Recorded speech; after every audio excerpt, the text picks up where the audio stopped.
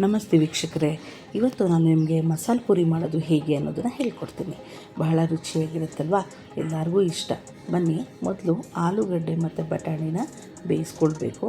ಬೇಯಿಸ್ಕೊಂಡ್ಮೇಲಾದಮೇಲೆ ಒಂದು ಬಾಣಲಿಗೆ ಎಣ್ಣೆ ಹಾಕಿ ಅದಕ್ಕೆ ಚಕ್ಕೆ, ಲವಂಗ, ಜೀರಿಗೆ, ಆಮೇಲೆ ಲವಂಗ ಹಾಕಿ ಈರುಳ್ಳಿ ಹಾಕಿ ಚೆನ್ನಾಗಿ ಬಾಡಿಸ್ಕೋಬೇಕು. ಚೆನ್ನಾಗಿ ಫ್ರೈ ಮಾಡ್ಕೋಬೇಕು. ಅದಕ್ಕೆ ಸ್ವಲ್ಪ ಸಾಲ್ಟ್ ಬೇಕಾದ್ರೆ ಆ್ಯಡ್ ಮಾಡ್ಕೊಳ್ಳಿ, ಅವಾಗ ಚೆನ್ನಾಗಿ ಫ್ರೈ ಆಗುತ್ತೆ. ಸೊ ಅದೆಲ್ಲ ಆದಮೇಲೆ ಅದಕ್ಕೆ ನಾನು ಟೊಮೆಟೊ ಆ್ಯಡ್ ಮಾಡ್ತಿದ್ದೀನಿ. ಟೊಮೆಟೊನೂ ಕೂಡ ಚೆನ್ನಾಗಿ ಫ್ರೈ ಮಾಡ್ಕೊಳ್ಬೇಕು, ಯಾಕೆಂದರೆ ಅದರಲ್ಲಿ ಇರುವಂಥ ನೀರೆಲ್ಲ ಹೋಗಬೇಕು, ಅವಾಗ ಚೆನ್ನಾಗಿರುತ್ತೆ. ಇದನ್ನು ಚೆನ್ನಾಗಿ ಫ್ರೈ ಮಾಡ್ಕೊಂಡ್ಮೇಲೆ ಇದನ್ನು ಹೀಗೆ ಫ್ರೈ ಮಾಡ್ತಾ ಇದ್ದೀನಿ ನೋಡಿ. ಚೆನ್ನಾಗಿ ಫ್ರೈ ಆದಮೇಲೆ ಇದಕ್ಕೆ ನಾನು ಒಂದು ಸ್ವಲ್ಪ ಪುದೀನ ಆ್ಯಡ್ ಮಾಡ್ತಾಯಿದ್ದೀನಿ, ಕೊತ್ತಂಬರಿ ಸೊಪ್ಪು ಆ್ಯಡ್ ಮಾಡ್ತಾಯಿದ್ದೀನಿ. ಕೊತ್ತಂಬರಿನೂ ಕೂಡ ಚೆನ್ನಾಗಿ ಬಾಡಿಸ್ಕೊಳ್ಬೇಕು. ಸೊ ಅದಾದಮೇಲೆ ಪುದೀನ ಹಾಕ್ತಾಯಿದ್ದೀನಿ. ಪುದೀನೂ ಕೂಡ ಚೆನ್ನಾಗಿ ಫ್ರೈ ಮಾಡ್ಕೊಳ್ತಾ ಇದ್ದೀನಿ. ಸೊ ನಾನು ಹಸಿಮೆಣ್ಸಿನ್ಕಾಯಿ ಹಾಕಿಲ್ಲ, ನನ್ನ ಮಕ್ಳಿಗೋಸ್ಕರ ಮಾಡ್ತಾಯಿದ್ದೀನಿ. ನೀವು ಹಸಿಮೆಣ್ಸಿನ್ಕಾಯಿ ಬೇಕಾದರೆ ಹಾಕ್ಕೊಳ್ಬೋದು. ಸೊ ಇದನ್ನು ಚೆನ್ನಾಗಿ ಫ್ರೈ ಆಗಿದೆ ನೋಡಿ, ಎಷ್ಟು ಚೆನ್ನಾಗಿ ಫ್ರೈ ಆಗಿದೆ. ಸೊ ಇದಕ್ಕೆ ಜಿಂಜರ್ ಗಾರ್ಲಿಕ್ ಪೇಸ್ಟ್ ಕೂಡ ಹಾಕ್ಬೋದು, ಹಾಕಿದ್ರೆ ತುಂಬ ಟೇಸ್ಟ್ ಇರುತ್ತೆ. ಅದನ್ನು ಕೂಡ ಚೆನ್ನಾಗಿ ಫ್ರೈ ಮಾಡ್ಕೊಳ್ಳೋಣ. ಈಗ ನೋಡಿ, ನಮ್ಮ ಆಲೂಗಡ್ಡೆ ಮತ್ತು ಬಟಾಣಿ ಚೆನ್ನಾಗಿ ಬೆಂದಿದೆ. ಸೊ ಇವಾಗ ನಾನು ಏನು ಮಾಡ್ತಿದ್ದೀನಿ, ಅದ್ರಲ್ಲಿ ಬೆಂದಿರೋಂಥ ಬಟಾಣಿನ ಈ ಫ್ರೈಗೆ ಸ್ವಲ್ಪ ಆ್ಯಡ್ ಮಾಡ್ಕೊಳ್ತಾ ಇದ್ದೀನಿ. ಸೊ ಬಂದಿರೋಂಥ ಆಲೂಗಡ್ಡೆ ಬಟಾಣಿನ ಚೆನ್ನಾಗಿ ಮ್ಯಾಶರ್ ತೊಗೊಂಡು ಮ್ಯಾಶ್ ಮಾಡ್ಕೊಳ್ಳೋಣ. ಸೊ ಮ್ಯಾಶ್ ಮಾಡಿಕೊಂಡಾಗ ಅದು ಚೆನ್ನಾಗಿರುತ್ತೆ, ಚೆನ್ನಾಗಿ ಮಿಕ್ಸ್ ಆಗುತ್ತೆ. ಚೆನ್ನಾಗಿ ಇದನ್ನು ಮ್ಯಾಶರ್ ತೊಗೊಂಡು ಮ್ಯಾಶ್ ಮಾಡ್ಕೊಳ್ಬೇಕು. ಸೊ ಮ್ಯಾಶ್ ಮಾಡಿದ್ಮೇಲೆ ಚೆನ್ನಾಗಿ ಮ್ಯಾಶ್ ಮಾಡಿ ಆಮೇಲೆ ಇದನ್ನು ನಾವು ನೆಕ್ಸ್ಟ್ ಏನು ಮಾಡಬೇಕು ಅಂತ ನಿಮ್ಗೆ ಹೇಳ್ತೀನಿ. ಸೊ ನೋಡಿ, ನಾನು ಯಾವ ಥರ ಮ್ಯಾಶ್ ಮಾಡ್ಕೊಳ್ತಿದ್ದೀನಿ ಅದೇ ಥರ ನೀವು ಕೂಡ ಮ್ಯಾಶ್ ಮಾಡ್ಕೊಳ್ಳಿ.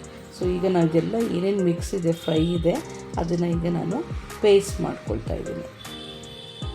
ಪೇಸ್ಟ್ ಮಾಡ್ಕೊಂಡಾದಮೇಲೆ ಸೊ ಅದನ್ನು ನೋಡಿ, ಇವಾಗ ನಾವು ಮಾಡಿದಂಥ ಇದು ಪೇಸ್ಟ್ ರೆಡಿಯಾಗಿದೆ.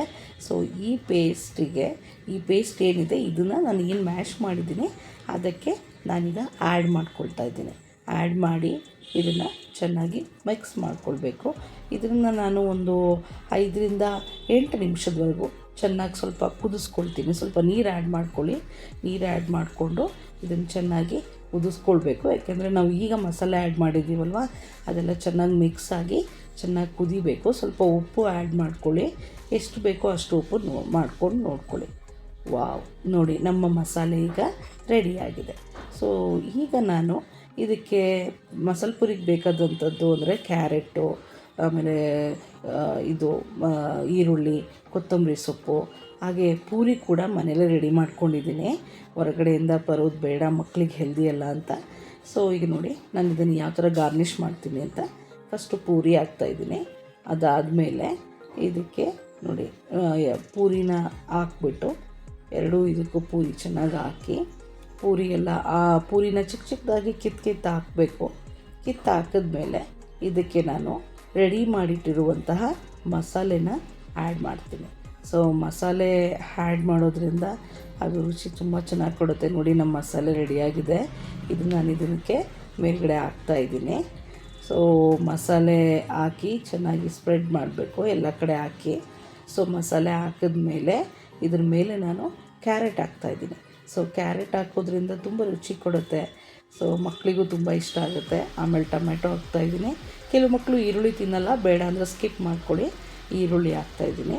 ಸೊ ಈರುಳ್ಳಿ ಹಾಕಿದ್ಮೇಲೆ ಅದನ್ನು ಕೂಡ ಸೇವ್ ಹಾಕ್ತಾಯಿದ್ದೀನಿ. ಸೊ ಸೇವ್ ನೋಡಿ ಎಷ್ಟು ಚೆನ್ನಾಗಿ ಕಾಣಿಸ್ತಾ ಇದೆ ಅಲ್ವಾ.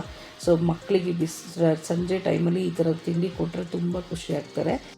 ಮಸಾಲೆ ಪೂರಿ ರೆಡಿಯಾಗಿದೆ. ನಮ್ಮ ಚಾನೆಲ್ನ ಸಬ್ಸ್ಕ್ರೈಬ್ ಮಾಡೋದು ಮರಿಬೇಡಿ, ಖಂಡಿತ ಟ್ರೈ ಮಾಡಿ. Thank you.